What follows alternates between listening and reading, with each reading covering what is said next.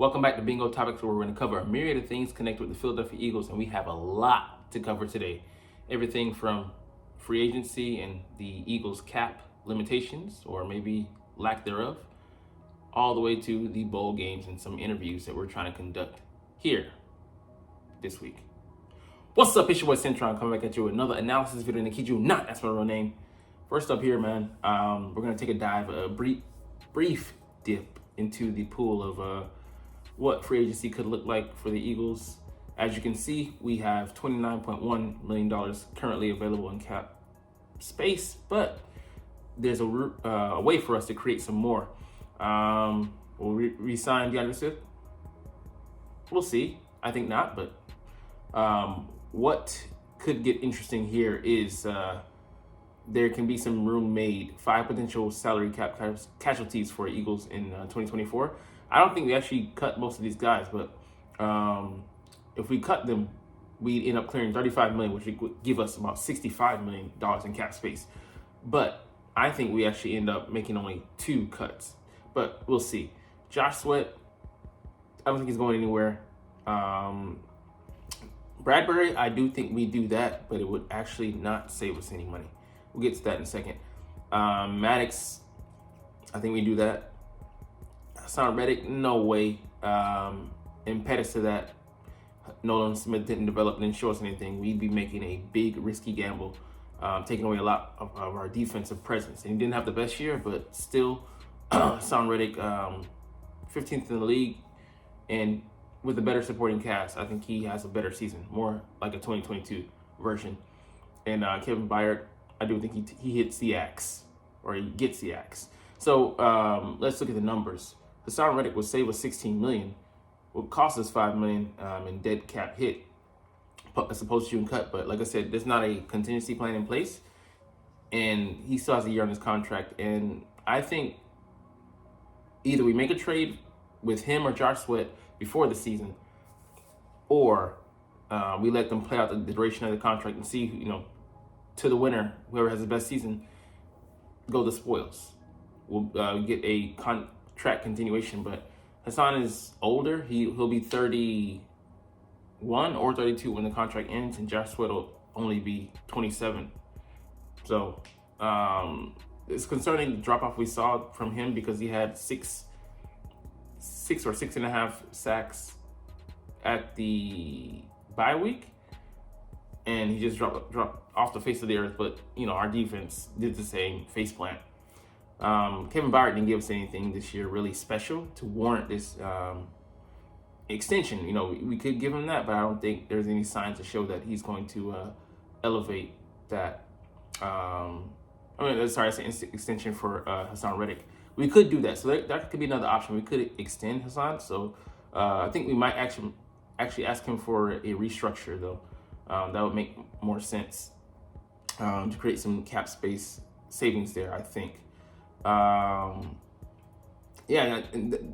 could push us over to 60, as well. So there's a lot of moves being made. I didn't even consider that before I, looked at this. But Kevin, I think he's out of there, so that would create $14 million in cap savings. And with Avante out of there, that would be 7. That'd be $21 million just for those 2 moves. And we had 20% of our cap tied up to defensive backs, our secondary, which is, I think, the 5th or 8th highest, most allotted in the league. And we got garbage to show for it as far as production wise. And that has to change this year. So we're gonna go younger. I think we'll keep Slay, but Bradbury was a net negative, so we got to get him out of here. It would cost us this year and next year the cap hit. So we'll look at that in a second. But all these other names are not going to be touched. I don't know what they don't show it, but I wonder if there could be some numbers behind a extension for Sweat. But since it's so low, I don't even think it would factor in for Howie. And I think he wants to $2.5 million. Not really worth it. So he'd let him play the season out, or see what we have. But that would take away a big weapon of ours on the edge. So unless we bring in somebody, I don't see us doing that. We could target someone in free agency. You never know, but I don't know the names on the list. I do know that. Let's see, where is he? Dang it, where is he on the list? James Bradbury, not going to really save anything, and would man, it'd be a detriment to cut him, So let's see. I know the cap hit would be $4 million. Let's find James Bradbury's name on the list. 4 times. It would cost us $4 million. So yeah, it's just not worth it. But I really do think, a couple of these names are gonna be left off the list as far as being Eagles in 2024, and we don't need them here. So I'm gonna have to splice in later the running backs. All right, so let's take a look at the free agent running backs, since this is a position that we're gonna need some help. We only have Kenneth Gainwell under contract, Boston Scott, Penny, and DeAndre Swift are all set to be free agents. And I don't think, maybe we don't bring any of them back.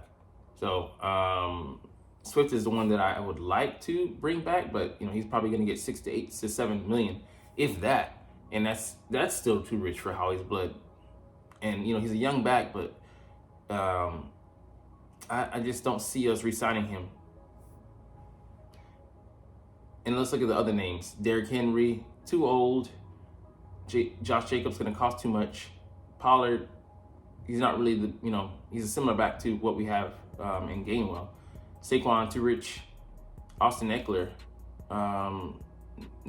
his price tag's going to be a little hefty, and he's not exactly the youngest. Cordell Patterson, too old.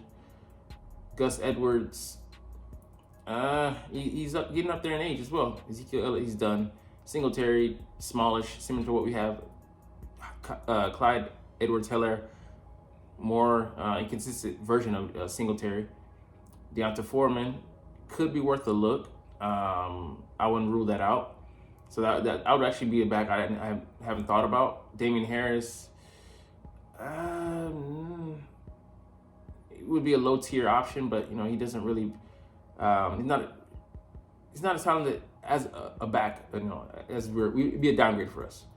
Cam Akers just chronically injured, and the list goes on. Matt Breida, a bit too old. J.K. Dobbins could be one to look at.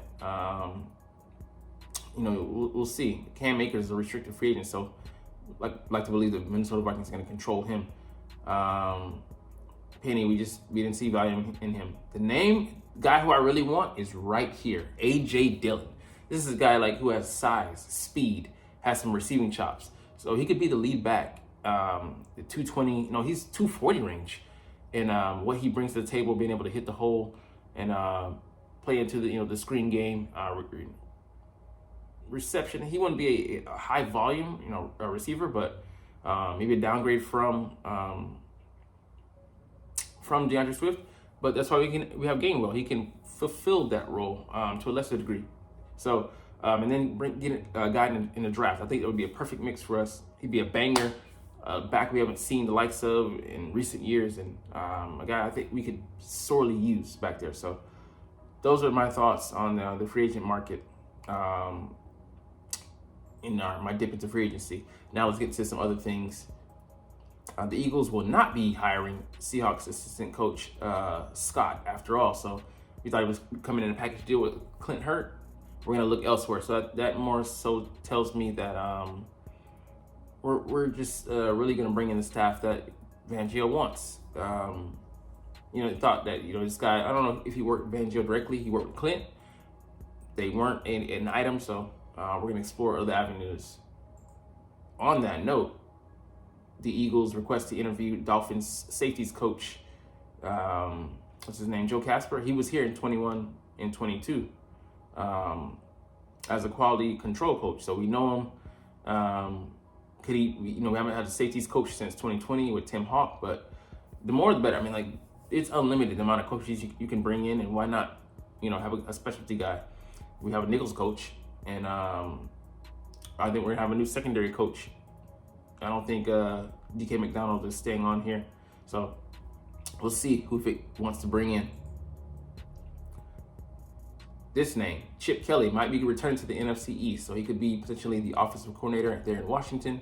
You would love to see that because I think his offense is old. Teams run some concepts for sure, but they mostly caught on to Chip Kelly. I think it's going to be a revolution, a reinvigoration if he comes here, and it would only hamper Washington there. So I would love for him to come to the NFC East, come back, Chip. So he's iron return, has had a poor record at UCLA. It's like 34 and 35 or 35 and 34, so about even. Bring back the ineptitude, would love it. But I love smoothies though. Let's get to the Shrine Bowl and East-West Shrine Bowl and the Senior Bowl practice. So the Shrine Bowl was played. It was lopsided. West Squad won. Gore, he's shown out there, but 87 yards. He was the offensive MVP. Small though. I didn't know he was that small. I'm like, he could be a grinded out guy, but like I said, with Gainwell, those dimensions, he doesn't beat him. So similar. Memphis running back, he can be a receiver out of the backfield.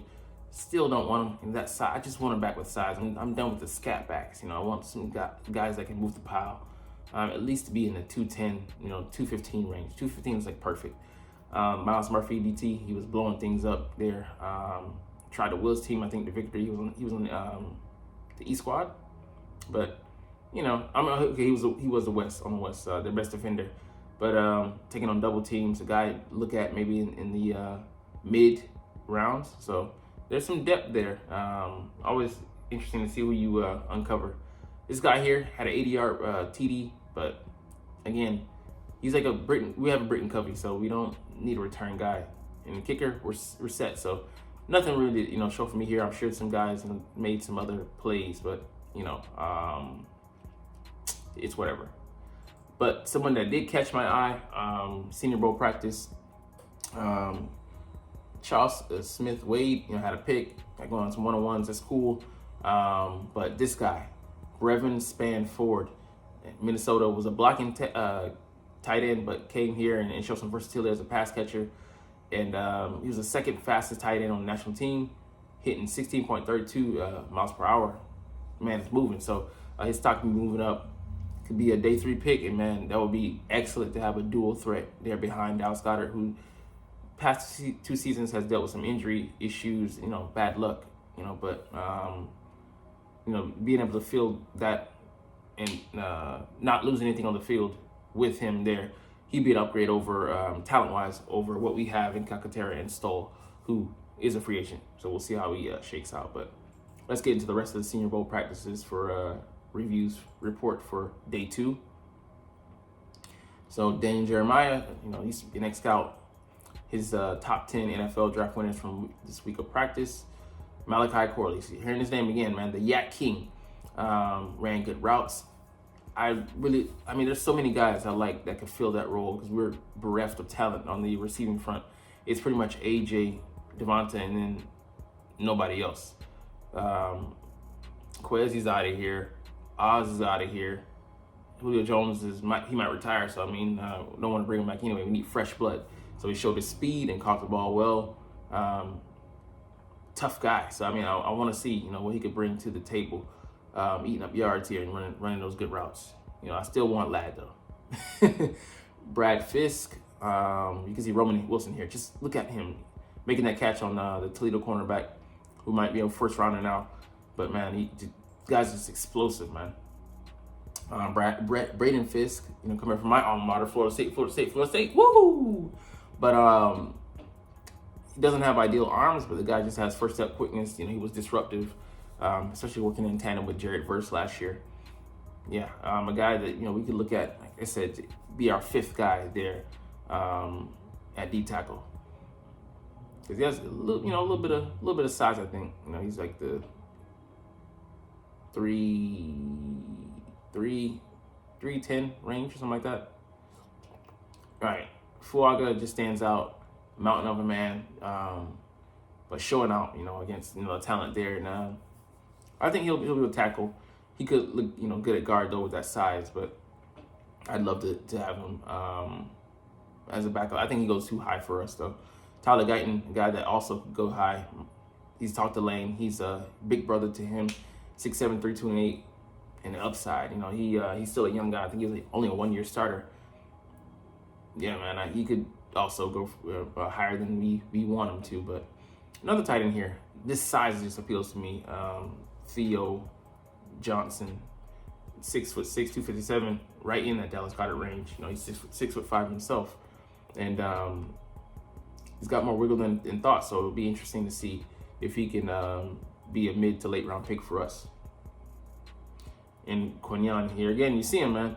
He only got done in once. You know, only rep he lost. Very highly competitive guy, but he's gonna be bringing that fire out there on the corner. It's great size, great speed. So someone to keep an eye on. Darius, again, hearing his name here, man. So it reminds scouts of Cam Jordan. Versatile guy, 6'5", 286. Looks like he can move. Might be a little bit more athletic than Cam, but a great guy to be modeled after. So a guy that you might want to, I mean, yeah, you would welcome, you know, on your team. And 32, I mean, I don't know if we'd use a first round pick on a D line. I don't think we had that luxury. Unless this is a guy just that we really want, but probably gonna go too fast for us.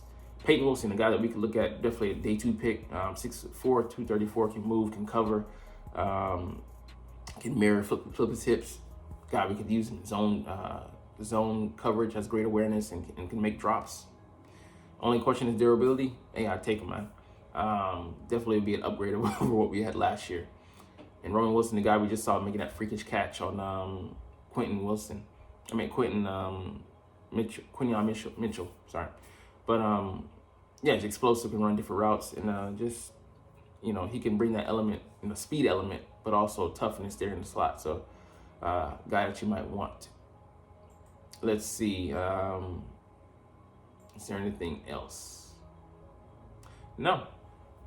Well, that's it for today, but you're not even watching though. It's all good though, because I love talking about the Eagles and I love making these draft picks. Bro, I'm not Howie. The hell am I talking about?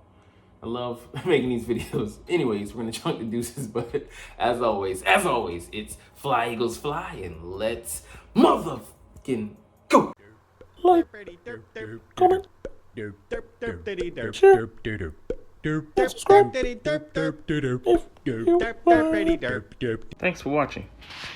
Check me out at Cintron, Cintron Anime, Cintron Life, or Cintron Laughs, or other social media.